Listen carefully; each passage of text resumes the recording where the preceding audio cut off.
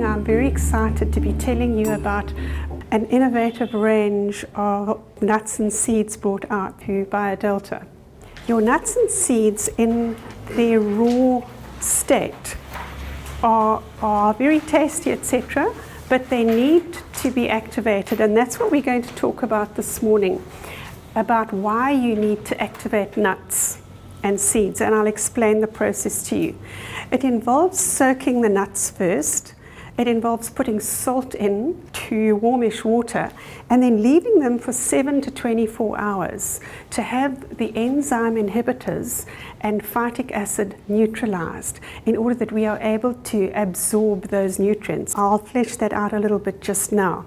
So nuts and seeds are actually full of wonderful enzymes. They've got fantastic fatty acids and they have a lot of minerals in them as well, but they are unavailable to us until they are activated. So what we could say is that they are more bioavailable to us after being activated, and soaking and dehydrating them actually activates them, and it deactivates the phytic acid lectins and saponins and other things that tend to block our enzymes. Now the thing about actually leaving them in this state is that they are going to damage our large intestine especially.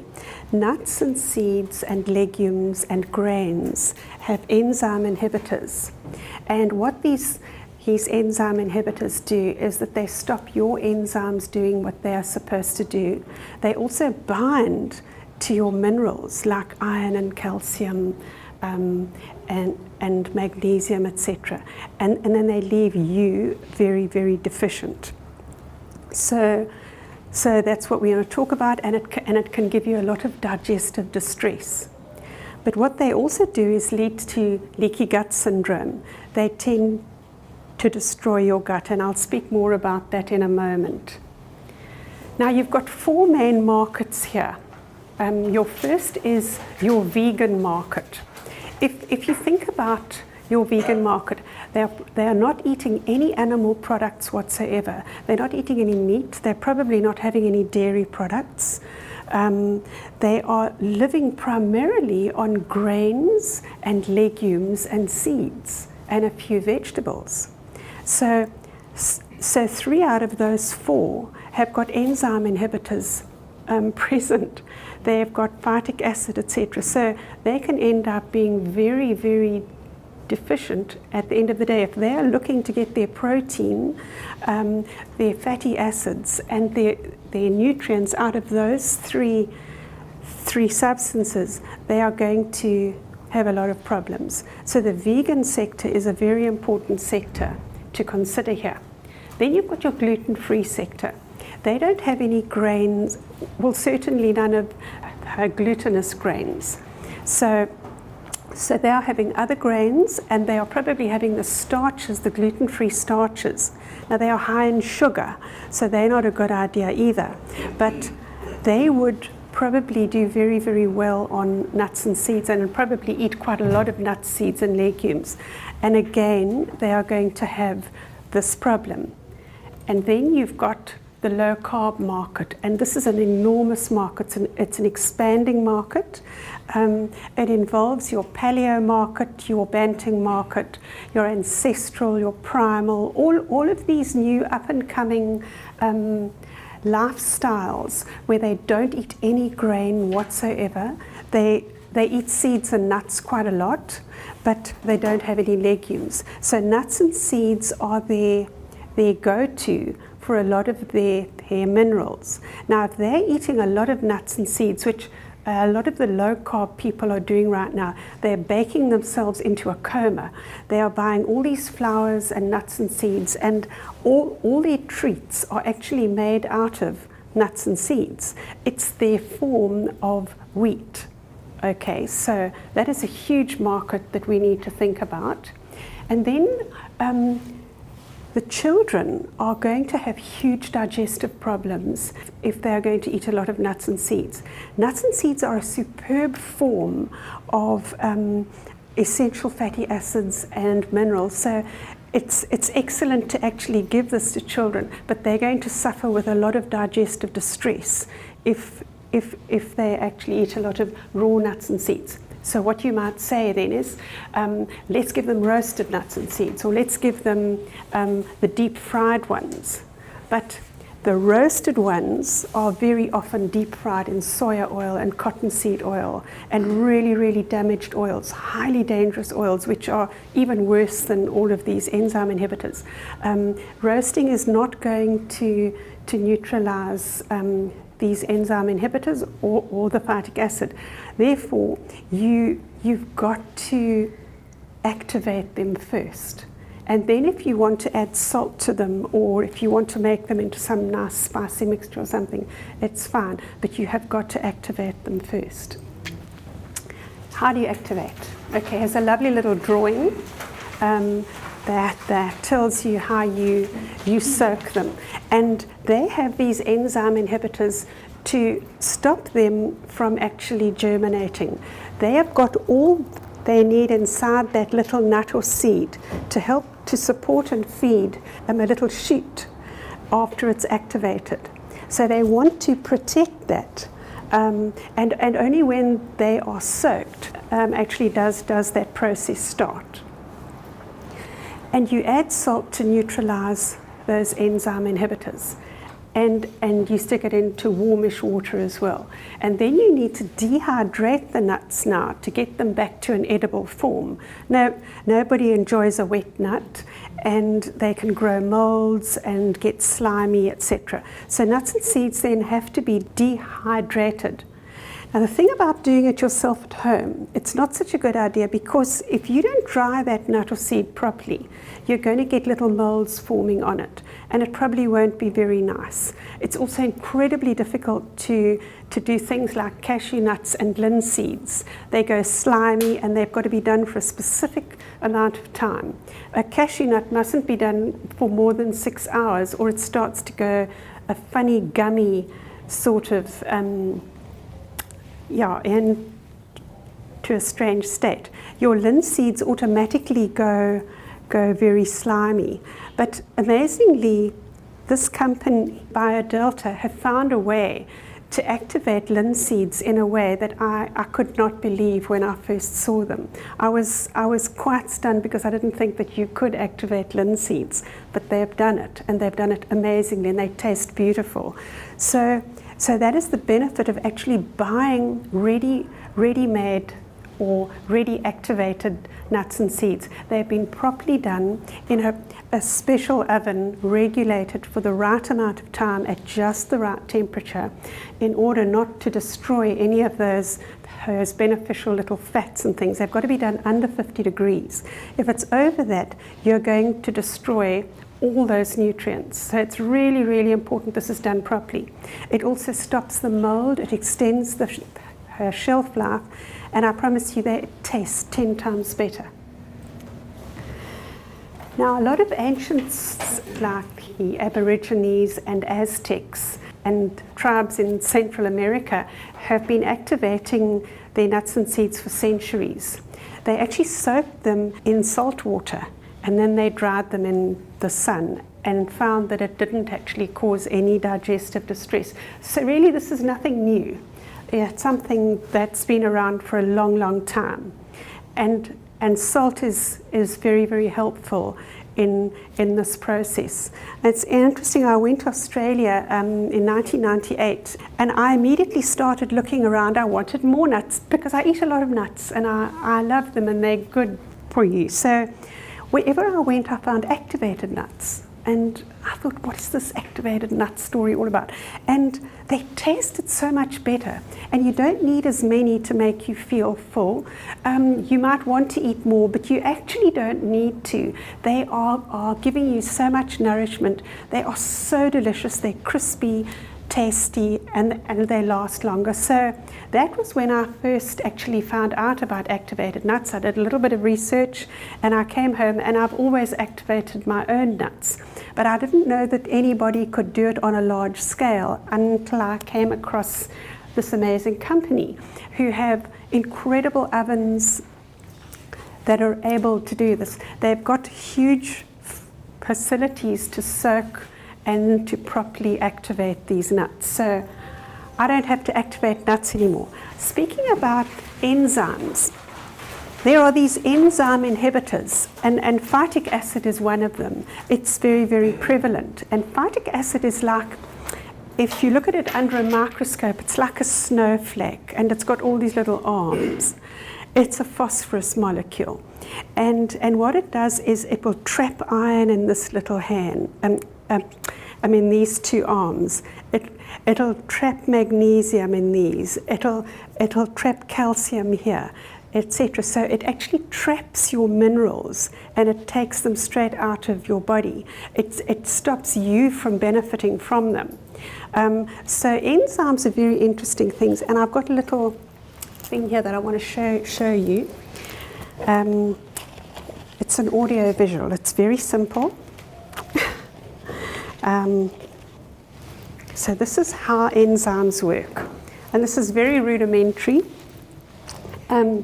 Okay, so let's say that you're going to eat some bread. I hope none of you are still eating bread after reading Real Meal Revolution, but if you are, on rare occasions, then to put a little tiny bit of bread into your mouth, and it's a savory piece of bread. Now, it's plain bread. You'll chew it for a couple of seconds, and if you keep chewing it, it actually turns very, very sweet. I don't know if you've ever noticed that. It's an experiment that you can try. Now what is happening is that the enzymes in your mouth, your salivary amylase, have now turned that into maltose. Now the thing about enzymes are that they are catalysts to bring about a reaction in a flash, in an incredibly speedy amount of time. If you don't have that catalyst, that enzyme, nothing will happen. You'll chew and chew and chew, and nothing will happen. It will not be changed into a substrate that you can actually use. So they can be recycled. An enzyme is not like an antioxidant that turns into a free radical ultimately itself. It is able to recycle itself, and it never gets used up. So, okay, now you've eaten your bread. It's turned into maltose through your amylase. It goes into the stomach, it hangs around, and it waits for all the other food to be digested, and then it goes into the duodenum. Now your pancreatic amylase comes along, and it sees that you've got two maltose molecules. Okay, so this is what maltose molecules look like. Almost. Close. Okay, so now you've got your molecules here. Now along comes your maltase, and maltase is a protein. It's a protein that looks like this. Your enzymes are proteins, long strings of amino acids like this, and they're all curly like this. So along comes your maltase. Now maltase is able to digest maltose, and enzymes are like a key going into a lock. So if you imagine that you've got 12 substrates, 12 different types of food, okay, like sucrose and maltose, etc. Only that key can open that lock. So if you've got 12 doors, you need 12 keys. You can't use one key. So here's your key going into the lock. So maltase comes along, it grabs hold of maltose, it breaks it in half into 2 glucose molecules and releases it back into the bloodstream. Now you can absorb the glucose for energy. It comes along and it takes another maltose molecule, it'll chop it up, and it lets it go, and it sticks it back into the bloodstream, and it is used as glucose. It's turned into energy, or if there's too much around, then it goes to the hips, but essentially it's supposed to be for energy. And this is still active. It's not used up and discarded. So basically that's the kind of thing that your enzymes do. So say now that you didn't have any enzymes, that these enzyme inhibitors have actually stopped maltase from working. Then you've got 2 maltose kind of molecules here that are not broken into glucose, and nothing can be done with these. They are not unlocked. This door has not been unlocked, and you cannot benefit from them. So the same as far as sugar, it's got to be broken by sucrase to glucose and fructose, or it cannot be used by the body. So enzymes are incredibly important. They must not be blocked. And certain drugs are enzymes as well. If you think of an anti-inflammatory drug, it'll stop the process of inflammation. So these things actually stop certain enzymes from doing what they want to do. Now, just to move on here, they also do all of this, and they don't do any harm to the body. The equilibrium is maintained. I've explained that about the lock in the door. And lots of other enzymes as well. So I've spoken about sucrase, there's peptidase, etc. But it is extremely important that when you eat, anything that you eat together with raw nuts or seeds, you're going to bind all the nutrients in that meal. Your protein won't actually be absorbed. Your vitamins and minerals will be blocked. So it's quite important. So let's look at phytic acid, which is an enzyme inhibitor, but it's also something that is going to bind your vitamins and minerals, but especially your minerals. So it's called an anti-nutrient. It is coming into the body. It's not giving you anything. It's actually taking away from you, and it's stopping you from absorbing the nutrients. So grains and legumes, as I explained, have also got these, but we're not worried about grains and legumes. They are quite dangerous as far as your gut goes, so we're not going to talk about them. And certain animals are actually able to manufacture phytase that can actually break down phytic acid, but we can't. So as you can see here, your almonds and Brazils are actually quite high in phytic acid, so they need to be activated very, very importantly. And if you are anemic and are eating nuts and seeds and things, then your non-heme iron is plant iron, and that will be blocked. Heme iron is out of animals, that will not be blocked. So if you are not a vegetarian and are having a little bit of meat with your nuts, that iron is going to be absorbed, but not your plant iron. So if you're a vegetarian, you're desperate for this iron. You really and truly are. So we've spoken about the soaking over here. It's essentially to take away that misery of the bloating and the lethargy that comes after eating a lot of raw nuts. I don't know whether you've ever had a lot of raw nuts and seeds and you just feel ghastly afterwards, you know.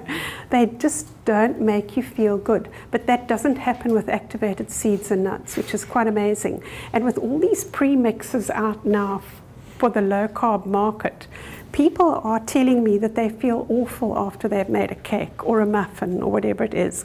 They're full of these enzyme inhibitors, and they are blocking nutrients. But over and above that, they're causing damage to the intestine. They actually cause something called leaky gut.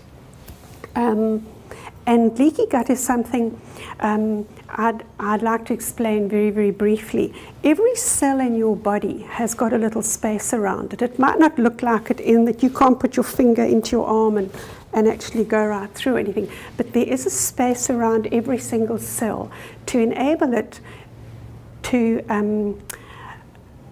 accept nutrients. It's got hormone receptors on its cell wall. It's got to get glucose in and out. It's got to get waste out, etc. So every single cell is a living organism, and it's slightly away from a cell next door. But when it comes to the cells in your colon, they are hard up against each other, and they don't want anything to go out of the colon into the bloodstream. Now, when you eat things like wheat or legumes or nuts that have not been activated, then you force a special protein called zonulin to come along and pull the gates open, and it allows foreign proteins into the bloodstream. And that sets up allergies, autoimmune problems, sinusitis, cancers, absolutely everything that you can imagine. So it's important to keep those tight junctions tightly up against each other. So this is quite serious when you look at this, when you stand back and see how it can affect the lining of your intestine, where everything happens. Everything starts and ends in your gut. Your activity in your brain, every single reaction starts in your gut. If you've got superb microflora, you might get away with a little bit of phytase, but it's unlikely. So all of these minerals and a bit of protein is actually blocked. Very, very important to stop that happening. And those beneficial fats as well. You want those wonderful fats, especially those monounsaturated fats that you get out of nuts and seeds. So almonds are one of the most nutritious nuts in a nut kingdom.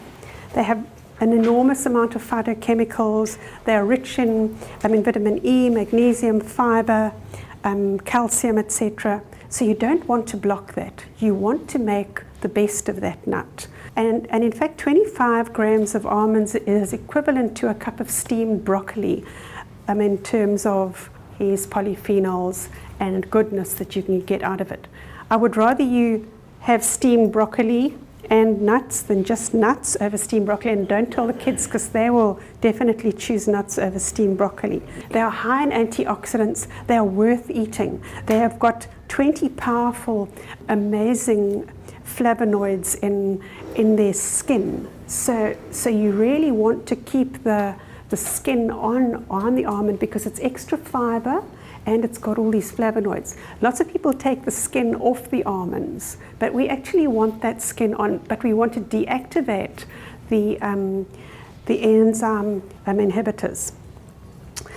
Yeah, they also block magnesium in the nut. They have a lot of potassium present, and they actually have more magnesium than oatmeal or spinach. And again, I wouldn't tell the kids that because they're going to not want the spinach. But this is an amazing nut. It's very low in salt, so it's something that a lot of people with hypertension are going to want to eat. And then when you come to Brazil nuts, they are our best plant source of selenium. And that is an anti-cancer mineral. We really don't want to block that mineral because our soils are selenium poor. Very, very selenium poor, in fact. So we need all the selenium that we can get, and 2 a day are going to give us all the selenium that we need. It's much better to get your selenium out of food than out of a supplement. Your minerals should go through the root of a plant if you want them to be bioavailable. Therefore, having them in plants and nuts and seeds is far, far better. And I just wanted to tell you a little story about a Brazil nut. It is an eco-friendly nut. It's grown in forests where they must not interfere with forestation. And I'll tell you why. The tree actually has a fungus growing on it, and it's a kind of an orchid. Now, when this one special form of bee comes along to pollinate a Brazil nut tree, they will only mate if they come to the special orchid that grows on the bark of a Brazil nut tree. And then they will go and pollinate Brazil nut flowers. And they are the only bees strong enough to lift the hood of a Brazil nut flower and get into that flower. They've also got an inordinately long tongue that goes right in to get the pollen and nectar. It's just so wonderful. There's one species of bee that can do this. And if you interfere with that forest and you interfere with this little ecosystem, then this doesn't happen. So this is a very eco-friendly nut, this, and it does a lot for us. And you just need 2 a day, and then you've got all the selenium that you need. And then we get to pecans. Now, pecans you're going to find are the most delicious of all the activated nuts. If you've ever had an activated pecan, you'll never go back to ordinary pecans again, because they are totally divine. They have got more than 19 vitamins and minerals, and they've also got the most antioxidants of any nut. Also, any nut that looks like a brain actually increases brain activity, like a walnut and a pecan nut. But these are creamy, they're delicious, and they're very high in vitamin E, which is very good for your brain again. Alzheimer's and Parkinson's, etc., may be staved off by extra pecan nuts. We don't know, but that's what we think. They're also very high in something called ellagic acid, which is an anti-carcinogen, and it stops cancerous cells from growing. They've got more oleic acid than olive oil, and everybody knows how incredibly healthy olive oil is. Also, the kind of vitamin E found in pecans is able to actually kill off prostate cancer cells, which is quite amazing. They've got various other things that you can read about, but pumpkin seeds now are amazing for prostate issues as well. They are very high in zinc and tryptophan. They are also an amazing antiparasitic, and they taste divine when you have activated them. Very, very nice. Sunflower seeds are an amazing nut alternative for people who are allergic to nuts. Now, a lot of kids have a nut allergy, or they won't buy anything that has been kind of dealt with close to nuts. And this is a superb alternative to expensive nut flours. It's very, very easy to pop into the grinder and actually make a delicious flour out of, and it can be used for a number of different reasons. Sprinkle on salads or in yogurts or berries, really great. Now, the wonderful thing about how these are activated is that Himalayan salt is used, not just any salt. Himalayan salt has got over 84 special elements in it, and it's an incredible salt. It is uncontaminated, and it comes from deep in the earth that used to be called white gold. Very, very, very good salt. It's essential to have salt. I don't know whether you know this, but we have a very high need for sodium. And a lot of people are getting cramped today and a whole lot of problems, or they're not sleeping properly, and they're just not having enough salt. Salt doesn't lead to high blood pressure. The rubbish salt does, yes. And it's seen as a pathogen. So the cheap salt that you buy, that flowing salt, has got a whole lot of fluoride in it. It's got aluminium to stop it sticking together, and it's actually quite a toxic salt. But this one is a completely pure salt, and it will not raise your blood pressure or do anything nasty to you. Adrenal function is very, very much dependent on excellent salt as well. So most of us are a little bit adrenally fatigued these days through the stress levels that we live under, and all the B vitamins that we desperately need out of those nuts can be blocked by those enzyme inhibitors. So this is another reason to have decent salt to fully neutralize those enzyme inhibitors, to allow all of those nutrients to be fully bioavailable. And also, salt actually regulates blood pressure. It doesn't raise it, it regulates it. It stops it going too low, and it can actually stop it going too high as well. It regulates it. If you have a lower carbohydrate diet, and I'm not going to go into all of that now, you'll probably find that your blood pressure will drop a little bit, and it might drop a little bit too low. And this kind of salt is perfect to activate these nuts. A little bit is going to remain, and it will do you good. So that's really great. It also helps a healthy metabolism, so it can help you to maybe not put on a little bit of weight that you are a bit nervous of doing. It really has a lot of advantages. It's a very clean salt. All your other salt, except for sea salt, has a couple of chemicals in it. Sea salt has also been subjected to mercury in our oceans and PCBs and things like that. So one has to think of that as well.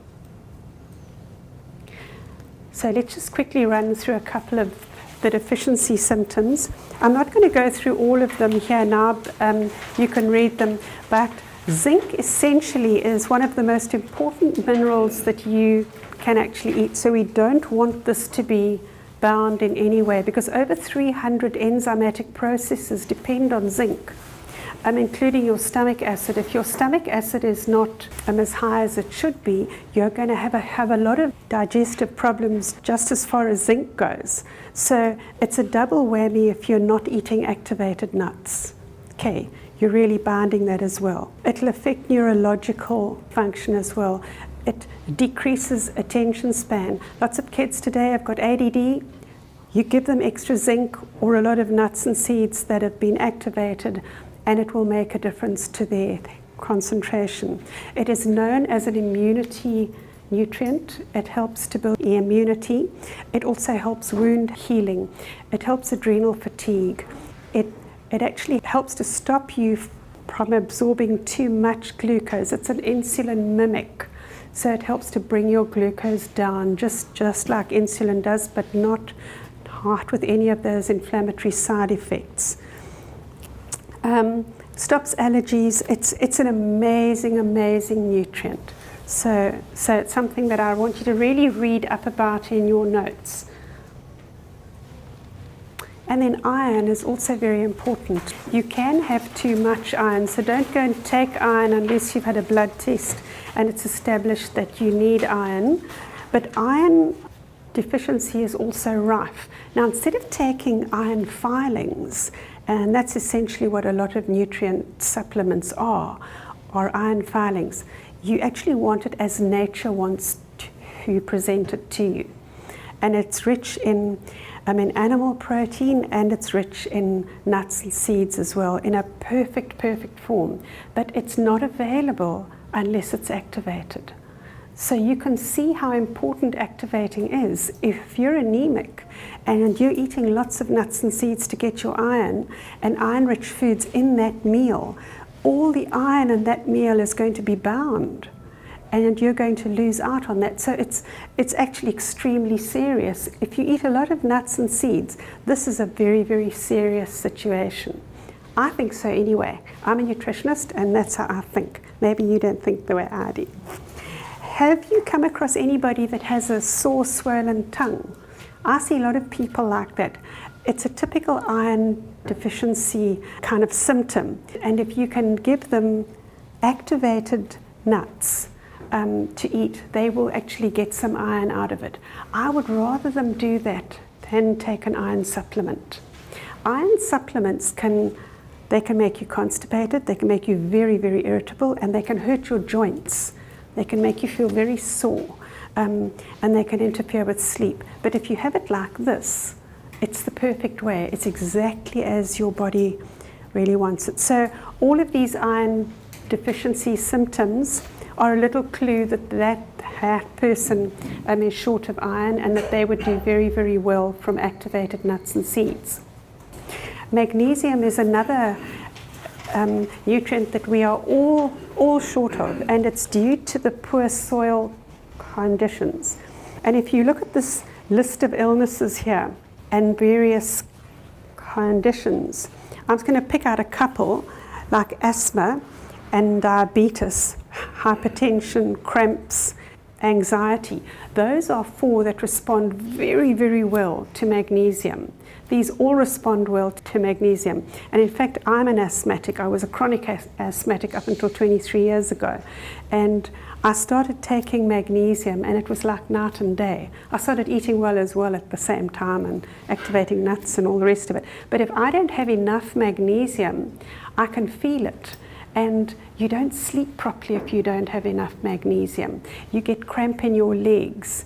You actually get inflamed. It has loads and loads and loads of different amazing effects on your body. It's one of those things you don't want to block. You want to get enough magnesium.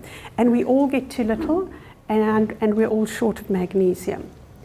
So please read through these things.